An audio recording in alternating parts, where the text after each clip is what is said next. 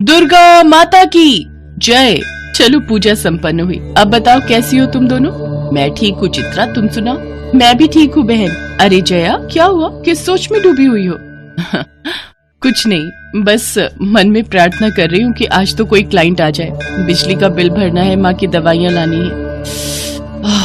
बहुत जिम्मेदारियां हैं मुझ पर और काम धंधा चौपट हुआ पड़ा है। तुम फिक्र मत करो, दुर्गा माता सब ठीक करेंगी। जब मेरे पति की मौत हुई थी तब मुझे भी लगता था कि मैं कैसे सोनू और मोनू को अकेले पाल पाऊंगी, लेकिन मुझे माता रानी ने ही हिम्मत दी। और देखो, आज छोटा मोटा ढाबा चलाकर किसी तरह गुजारा हो ही जाता है। सही बात है, हम भी तो गरीबी की चक्की में पिस रहे थे। माँ की कृपा हुई और देखो आज मेरे पास सरकारी नौकरी है। ये कहानी माँ दुर्गा की इन 3 भक्तों की है, चित्रा, सुधा और जया। तीनों माता की बहुत बड़ी भक्त थी। कुछ भी हो जाए लेकिन तीनों माँ के मंदिर आना नहीं भूलती थी। माता रानी के मंदिर में ही इन तीनों की मुलाकात हुई और फिर दोस्ती भी हो गई। चित्रा एक छोटा सा ढाबा चलाती थी।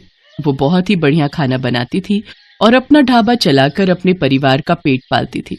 सुधा की नौकरी जेल में थी। वो वहां पर प्रहरी का काम करती थी, जबकि जया ने वकालत की पढ़ाई की हुई थी, मगर उसके पास केस ही नहीं आते थे। यही कारण था कि उसकी माली हालत अच्छी नहीं थी।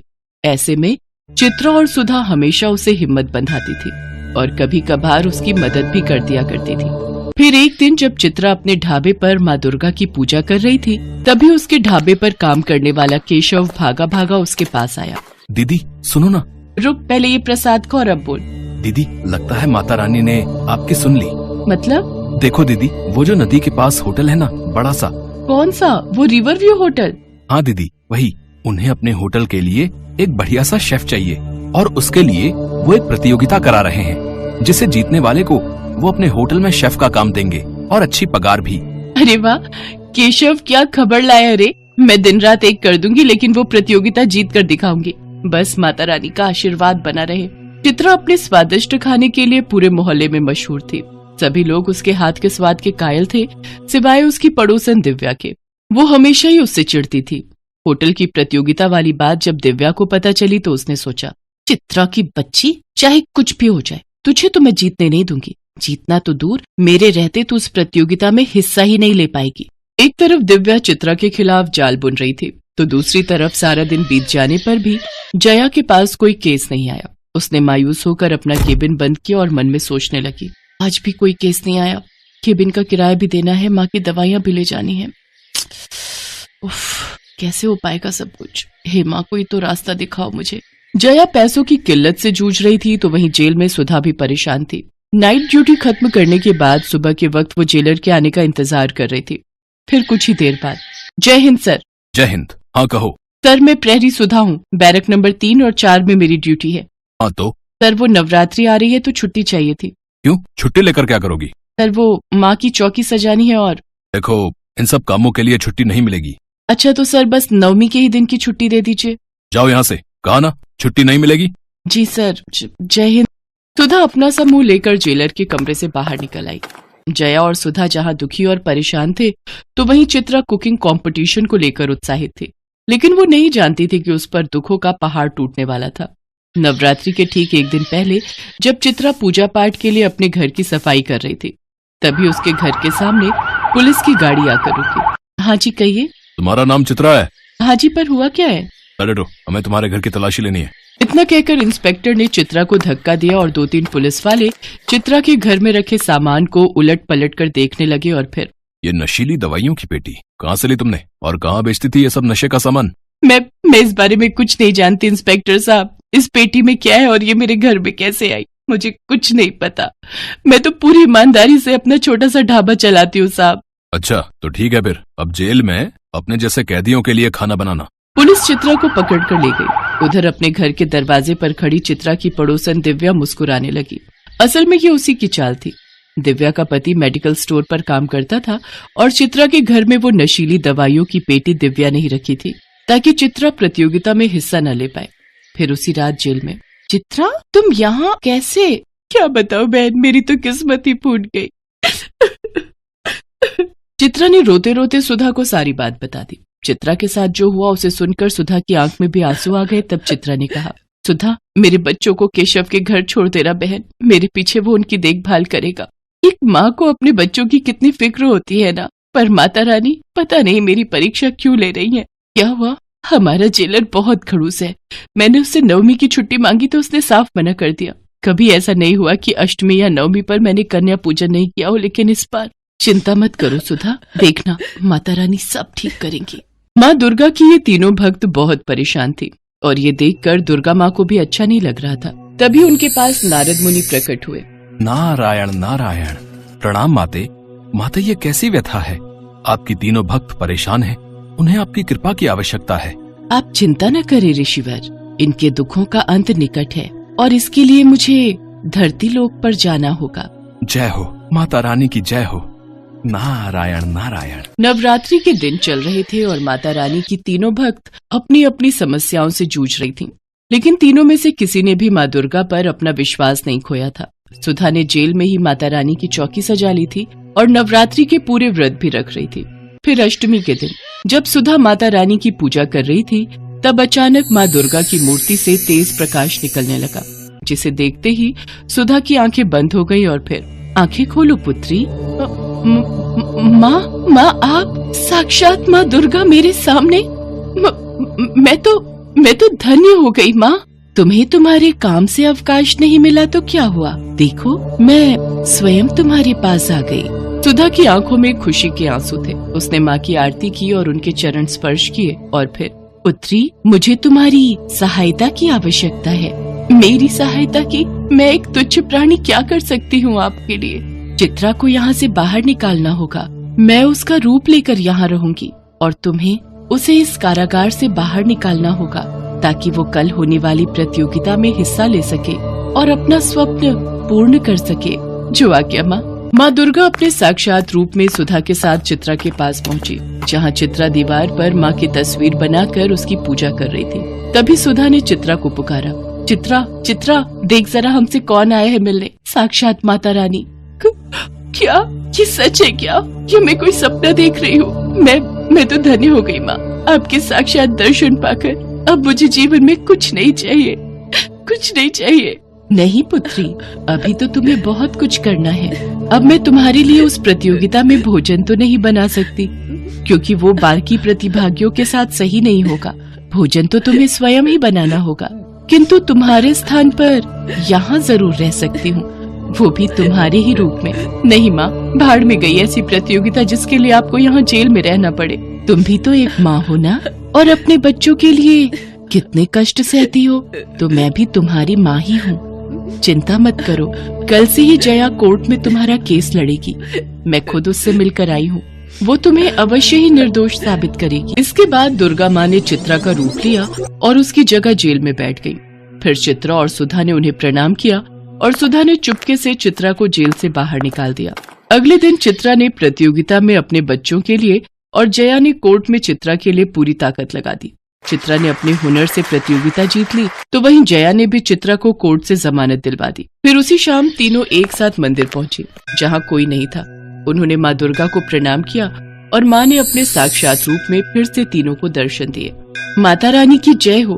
पता है माँ, आपकी कृपा से चित्रा का केस जीतते ही मेरे पास ढेरों लोग आने लगे हैं। अब मेरे पास कोई कमी नहीं रही। मेरी बच्चियों, तुम सबके दुख भरे दिन दूर हुए। अब ऐसे ही हंसी खुशी से जीवन बिताओ और एक दूसरे की मदद करते रहो। दुर्गा मैया की जय, दुर्गा मैया की जय, दुर्गा मैया की जय।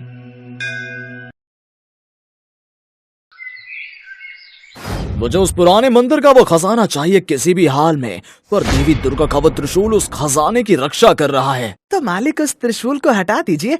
आपके लिए ये कौन सा मुश्किल काम है? वही तो मेरे लिए मुश्किल है। मुझे उस त्रिशूल को हटाने के लिए किसी शरीफ और ईमानदार व्यक्ति को ढूंढना होगा। इसके लिए मुझे प्रीतम नगर जाना होगा। तुम प्रीतम नगर का चप्पा चप्पा छान लो और जहां भी दिखे कि कोई व्यक्ति बिना किसी स्वार्थ के किसी दूसरे व्यक्ति की मदद कर रहा है, तो समझ जाना कि वो बहुत ही शरीफ और दयालु और ईमानदार है। आकर ये खबर मुझे दो। जादूगर कपाली बहुत ही बुरी प्रवृत्ति का था। उसे माँ दुर्गा के पुराने मंदिर का खजाना चाहिए था, जो मीलों दूर था, जहां पर कोई भी आता जाता नहीं था। जादूगर कपाली अपने चेले को ऐसे ही व्यक्ति की तलाश में भेजता है। मालिक ने पता नहीं किस काम में लगा दिया। अब मैं ऐसा व्यक्ति कहाँ ढूंढूं? यहाँ बाजार में तो बहुत लोग नजर आ रहे हैं। जय दुर्गा मैया की बाबा। जय दुर्गा मैया की शिवा बेटा, मंदिर जा रहे हो क्या? हाँ बाबा, अपनी माँ दुर्गा को जब तक मिल ना लूं मेरा दिन शुरू ही नहीं हो सकता। जय दुर्गा मैया की अम्मा। जय दुर्गा मैया की शिवा बेटा। अम्मा संभल कर, लाओ ये गठरी मुझे दो, मैं घर तक छोड़ देता हूँ। जीते रह मेरे बच्चे, तू कितना सयाना है, हमारे गांव की शान है तू। जब देखो किसी ना किसी की मदद को लगा रहता है। अब तू मुझे घर तक छोड़ेगा तो मंदिर को देर नहीं हो जाएगी। कोई बात नहीं अम्मा, मैं ये गठरी आपके घर पर रखता हुआ मंदिर चला जाऊंगा। आप धीरे धीरे घर पहुंचो। ये लड़का बहुत काम का है, मालिक को जाकर इसके बारे में बताऊंगा। पहले इसके बारे में जान लेता हूँ। अरे सुनो भैया, ये लड़का जो अभी यहाँ से गया है, ये कौन है? ये शिवा है। माँ तो बचपन में ही गुजर गई थी, अपने बूढ़े पिता के साथ यहीं पास में ही रहता है। बहुत अच्छा लड़का है, हमेशा सबकी मदद करता है। माँ दुर्गा का परम भक्त है ये। जल्दी से मालिक के पास पहुँचता हूँ, मेरा काम तो हो गया। चेला जादूगर कपाली के पास पहुंचता है और उसे शिवा के बारे में सारी खबर देता है। बहुत बढ़िया किया, अब ये शिवा ही मुझे खजाने तक पहुंचाएगा। जादूगर कपाली प्रीतम नगर पहुंचता है और शिवा के घर का पता ढूंढकर उसके घर जाता है। अच्छा, तो अब शिवा के दूर के मामा लगते हैं। बहुत खुशी हुई आपसे मिलकर। मुझे गायत्री ने एक बार जिक्र तो किया था कि उसके एक भाई दूर रहते हैं। तभी तो मैं गायत्री बहन की शादी में पहुंच नहीं पाया था। अब इतनी दूर से आने में कई महीनों गुजर जाते हैं। मैं तो गायत्री बहन से मिलने आया था, पर गायत्री के देहांत के बारे में सुना तो बड़ा दुख हुआ। शिव 4 साल का था तो गायत्री बीमारी से इस दुनिया को छोड़कर चली गई। तब से शिवा को मैं माँ और पिता दोनों बनकर पाल रहा हूँ। अब आप शिवा की कोई चिंता मत करो, मेरा कारोबार दूर तक फैला हुआ है, इसीलिए मैं शिवा को लेने आया हूँ। मेरे साथ व्यापार करेगा तो खूब पैसे कमाएगा। ये तो बहुत अच्छी बात है। अपने मामा के पास रुककर शिवा काम धंधा करेगा तो इससे बड़ी और क्या बात होगी। शिवा भी आ गया। बापू, ये माँ दुर्गा के मंदिर का प्रसाद। ला बेटा दे, इन्हें भी प्रसाद दे बेटा। प्रसाद? कोई नहीं, मैं बाद में ले लूंगा। अभी थोड़ा पान वगैरह ले लूं। मैंने आपको पहचाना नहीं। आप कौन हैं? शिवा बेटा, ये तेरे मामा जी हैं, गायत्री के चचेरे भाई हैं। तुझे अपने साथ लेने आए हैं। इन्हें कारोबार में मदद के लिए किसी अपने की जरूरत थी और इनकी अपनी कोई औलाद नहीं है, इसलिए ये चाहते हैं तो इनका कारोबार संभाल ले। पर बापू, मैं आपको अकेला छोड़कर नहीं जा सकता। यहाँ आप मेरे बिना कैसे रहोगे? अरे, तू कभी कभी बीच में मुझसे मिलने आ जाया करना, पर यह अच्छा मौका हाथ से मत गवा बेटा। यहाँ भी तो तेरे पास कोई काम नहीं है, वहां तुझे बसा बसाया काम मिल जाएगा। आगे फिर गृहस्थी भी तो बनानी है ना। शिवा बेटा, तुम एक बार मेरे साथ चलकर तो देखो, वहां तुम्हें बहुत अच्छा लगेगा। मैं तुम्हें अपना बेटा बनाकर रखूंगा। जादूगर कपाली की मीठी मीठी बातों में फंसकर शिवा का पिता उसे भेज देता है। जादूगर कपाली शिवा को जंगलों, पहाड़ों, झरनों के रास्ते घोड़े पर ले जा रहा था। एक घोड़े पर कपाली बैठा था और एक घोड़े पर शिवा। मामा जी, आपकी नगरी तो बहुत दूर है। ये तो काफी बियाबान जंगल के रास्ते हैं। भांजे, बस थोड़ी दूर ही और जाना है। नगरी यहाँ से कुछ कोस की दूरी पर है। अरे याद आया, यहाँ पास में ही माँ दुर्गा का एक बहुत ही सुंदर पुराना मंदिर है और तुम माँ दुर्गा के परम भक्त हो। अगर चाहो तो हम वहाँ दर्शन करके फिर आगे का रास्ता तय कर सकते हैं। माँ दुर्गा का मंदिर? हाँ मामा जी, माँ दुर्गा के मंदिर में तो मैं दर्शन जरूर करूंगा। कहाँ पर है मंदिर? मामा जी, मुझे वहाँ ले चलिए। कपाली शिवा को मंदिर में लेकर जाता है। जय माँ दुर्गा, ये तो बहुत ही विशाल मूर्ति है। मामा जी, काफी पुराना मंदिर दिखाई पड़ता है। और लग रहा है यहाँ पर काफी समय से सफाई भी नहीं हुई है। क्यों ना हम यहाँ की सफाई करके आगे बढ़े? ये विचार तो अति उत्तम है मामा जी। मैं अभी माँ दुर्गा की मूर्ति से सारी धूल हटा देता हूँ। शिवा बेटा, माँ दुर्गा के त्रिशूल को थोड़ा सा उठाकर साफ करो। ठीक है मामा जी। शिवा जैसे ही माँ दुर्गा के त्रिशूल को उठाता है, अचानक से मंदिर हिलने लगता है और बिजली कड़कने लगती है। त्रिशूल के नीचे एक तहखाना था जिसमें से चमकदार रोशनी बाहर आने लगती है। ढेरों अशर्फियां, हीरे, जवाहरात, सोने के सिक्के देख शिवा घबरा जाता है। उसकी आंखें चकाचौंध हो जाती हैं। मामा जी, ये खजाना किसका है, वो भी इतना सारा?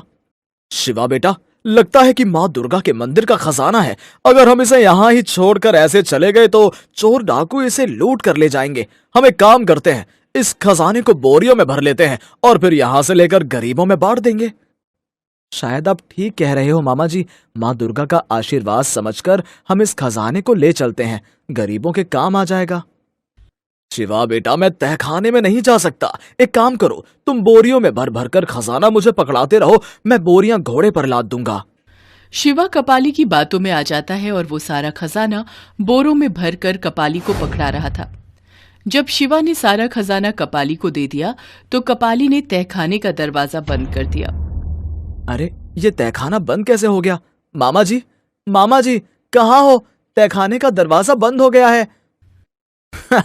मैं कोई मामा नहीं हूँ, मैं तो जादूगर कपाली हूँ। मैं तुझे यहाँ जानबूझकर लाया था। अब मेरा काम हो गया, मुझे खजाना मिल गया, मैं यहाँ से जा रहा हूँ। अलविदा। हे दुर्गा माँ, ये मैं कहाँ फंस गया? मेरी मदद करो माँ, ये जादूगर कपाली मुझे यहाँ बंद कर गया है। माँ, मेरी सहायता करो, नहीं तो ये जादूगर भाग जाएगा। हे दुर्गा माँ, मदद करो। जैसे ही शिवा माँ दुर्गा का ध्यान करता है, माँ दुर्गा की मूर्ति हिलने लगती है। मंदिर की घंटियां अपने आप बजने लगती हैं। तहखाने का द्वार अपने आप खुल जाता है और शिवा वहां से बाहर आ जाता है। जादूगर कपाली मंदिर से बाहर जा ही रहा था कि तभी शिवा को एक आकाशवाणी होती है। शिवा, इस त्रिशूल की सहायता से जादूगर कपाली का वध करो। इसने मेरे इस खजाने को पाने के लिए बहुत से निर्दोष प्राणियों को मृत्यु के घाट उतारा है। शिवा माँ दुर्गा के त्रिशूल को हाथ में लेता है और जादूगर कपाली के सीने में घोंप देता है। जादूगर कपाली वहीं मर जाता है और उसका शरीर राख बन जाता है। तभी वहां देवी दुर्गा प्रकट होती हैं। शिवा, तुम मेरे परम भक्त हो। आज तुमने अत्याचारी जादूगर कपाली का वध करके मेरे मंदिर के इस खजाने को बचाया है। अब इस खजाने को प्रीतम नगर के राजा भान सिंह को सौंप दो। वो गरीबों की सहायता के लिए इस खजाने का उपयोग करेंगे। मेरा आशीर्वाद सदैव तुम्हारे साथ है। शिवा, मेरी कृपा तुम पर बनी रहेगी। माँ दुर्गा, आपके दर्शन करके मैं धन्य हो गया माँ। इसके पश्चात माँ दुर्गा अंतर्ध्यान हो जाती हैं। शिवा सारा खजाना लेकर राजा भान सिंह के पास पहुंचता है और उन्हें सारी बात बताता है। राजा भान सिंह शिवा की ईमानदारी पर बहुत प्रसन्न होते हैं और माँ दुर्गा का आशीर्वाद मानकर सारे खजाने को गरीबों की सहायता में लगा देते हैं। शिवा का पिता भी अपने बेटे के सकुशल लौटने से बहुत खुश था। राजा भान सिंह शिवा की ईमानदारी देखकर अपने राजमहल में ही उसे नौकरी पर रख लेते हैं और माँ दुर्गा के आशीर्वाद से शिवा अपने पिता के साथ खुशी खुशी